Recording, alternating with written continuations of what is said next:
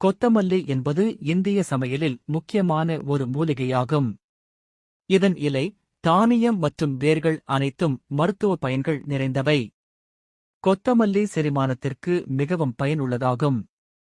இது உடலில் உள்ள வெப்பத்தை குறைக்கும், சிறுநீரை அதிகரிக்கச் செய்யும் மற்றும் சிறுநீரகங்களை சுத்தமாக்கும். கொத்தமல்லி நீர் அல்லது கொத்தமல்லி தேநீர் இரத்த அழுத்தத்தை கட்டுப்படுத்த உதவுகிறது. இலைகளில் உள்ள ஆன்டிஆக்சிடென்ட்கள் சோர்வும் மன அழுத்தமும் குறைக்கின்றன. இது சருமத்தை பிரகாசமாக வைத்திருக்கவும் உதவுகிறது. 7 முக்கிய மருத்துவ பயன்கள். 1. செரிமானத்தை மேம்படுத்தும். 2.